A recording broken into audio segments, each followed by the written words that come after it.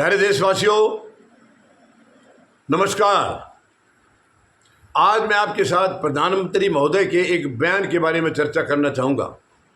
देखिए, उधर अमेरिका ने 50% टैरिफ लगा दिया है। प्रधानमंत्री महोदय को कोई फिक्र नहीं है। अगर ये फिक्र होती इनको तो समय रहते इसका इलाज हो जाना चाहिए था। करीब 8वां महीना चल रहा है राष्ट्रपति ट्रंप के दूसरे कार्यकाल का, लेकिन इन्होंने कोई रास्ता नहीं निकाला। इनको मालूम था कि वो जो धमकी दे रहे हैं वो करके रहेंगे।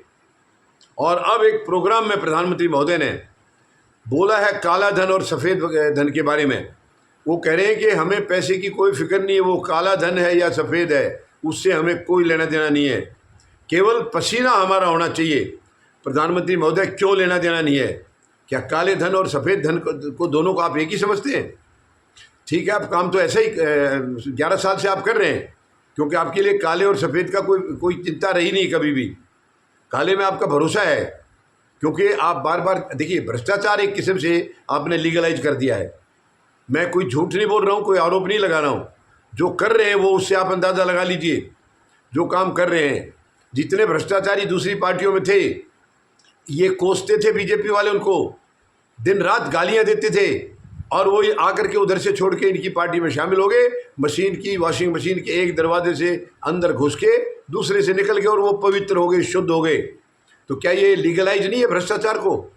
क्या ये भ्रष्टाचार का सपोर्ट नहीं है प्रधानमंत्री महोदय जो आप कर रहे हैं? इसके अलावा बहुत सारे हैं, मैं कई बार बता चुका हूँ आपको। वो अब इसमें बहुत लंबा हो जाएगा। अजीत पवार का मैंने नाम लिया था, इन्होंने कहा था ये भ्रष्टाचारी है, 70,000 करोड़ का घोटाला किया है, जेल में भेजूंगा, और उनको डिप्टी सीएम बना दिया। वही महकमा दे दिया जिससे उन्होंने वो 70,000 करोड़ का घोटाला जो है उनका अर्जित हुआ है, वही महकमा दे दिया। तो इसका क्या मतलब निकलता होगा? आप इसका गहरा मतलब निकाल के आप देख लीजिए। यानी जेल भेजने की बात कह के देश का प्रधानमंत्री उसको वही पद दे रहा है, सम्मानित कर रहा है, उप मुख्यमंत्री भी बना रहा है। तो उनकी बयान का क्या मतलब था उसका अंदाज़ा लगाना मुश्किल नहीं होगा। लेकिन अब काला और सफ़ेद का वहाँ जिक्र करके, अब जैसे कि टैरिफ से भारत को कितना बड़ा नुकसान होने वाला है ये ऑलरेडी शुरू हो चुका है, इशारा हो मिल चुका है। उसका कोई हमारे प्रधानमंत्री महोदय ने रास्ता नहीं ढूंढा। और अब कह रहे हैं कि काले और सफ़ेद धन की फिक्र नहीं, मुझे यही है कि हमारा पसीना होना। तो कैसे होगा पसीना प्रधानमंत्री महोदय? आपने कोई हालात तो ऐसे किए नहीं है। मैन्युफैक्चरिंग सेक्टर से आप कोसों दूर हैं, उसकी तरफ 11 साल में कोई ध्यान नहीं दिया है। तो पसीना कैसे लगेगा, किस पर लगेगा? और काले और सफ़ेद धन का क्यों फ़र्क नहीं है आपको? ये बहुत बड़ी चिंता की बात है। आप आए हो जब से, तब से ही आपको काला और सफ़ेद सब एक नज़र आ रहे हैं। ये आपके जो एक्शंस हैं, जो आपने काम किए हैं, मैं उसके आधार पर कह रहा हूँ प्रधानमंत्री महोदय, कोई दोष नहीं लगा रहा हूँ, आरोप नहीं लगा रहा हूँ आप पर। आप बता दीजिए आपने कहाँ काले और सफ़ेद में फ़र्क किया है? आप और खुद आपने बयान दे दिया कल। तो केवल कहने से नहीं होता है, काला और सफ़ेद दोनों अलग हैं।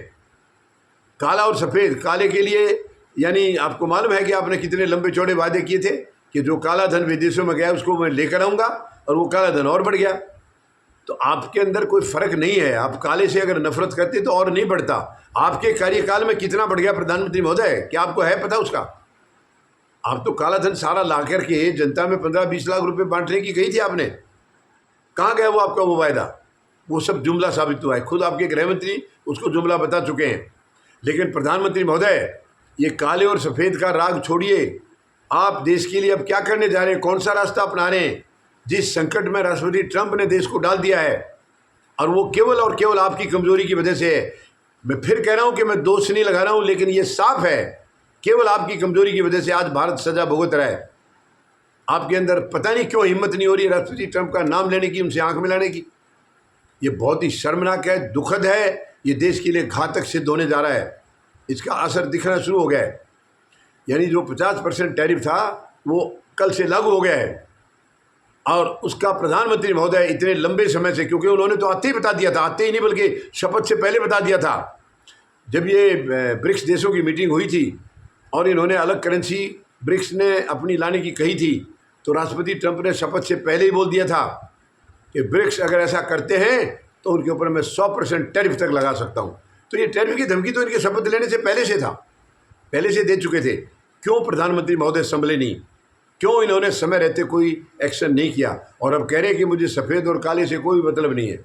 किसका धन लग रहा है, कैसे वाला लग रहा है, कौन से रंग का लग रहा है, उसकी मुझे फ़िक्र नहीं। मुझे फ़िक्र है कि पसीना जो है वो भारतीय का होना चाहिए।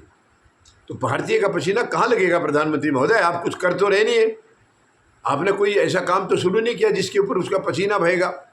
हालात आपने ऐसे कर दिए हैं कि ट्रंप के साथ इतना अच्छा गुड दोस्त बताते हुए, और आज आपका जो है एक दूसरे को किसी का चेहरा पसंद नहीं आ रहा है।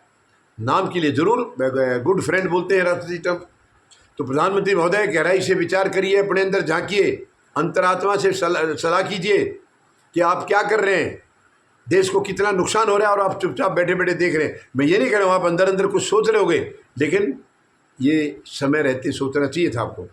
और अब क्या सोच रहे हैं ये भी पता नहीं है, कौन सी सोच आप लेकर आएंगे, क्यों आपकी दूरदृष्टि इस मामले में बहुत कमज़ोर है, आपका विजन बहुत कमज़ोर है प्रधानमंत्री महोदय।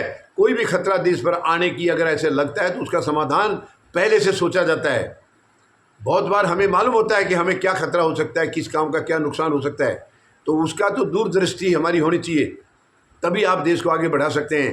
लेकिन प्रधानमंत्री महोदय ये सब चीज़ आपके अंदर मिसिंग है, बहुत दुख हो रहा है और इसकी वजह से सजा देश को भुगतनी पड़ रही है। उम्मीद लगाता हूँ आप अंतरात्मा से सवाल करेंगे, अंतरात्मा की सलाह लेंगे और भारत को और कमज़ोरी ना झेलनी पड़े और परेशानियां या मुसीबतें ना झेलनी पड़े, उस दिशा में ज़रूर तो कोई ना कोई तुरंत कदम बढ़ाएंगे, ऐसी मैं उम्मीद लगा रहा हूँ। धन्यवाद। जय जवान, जय किसान, जय हिंद।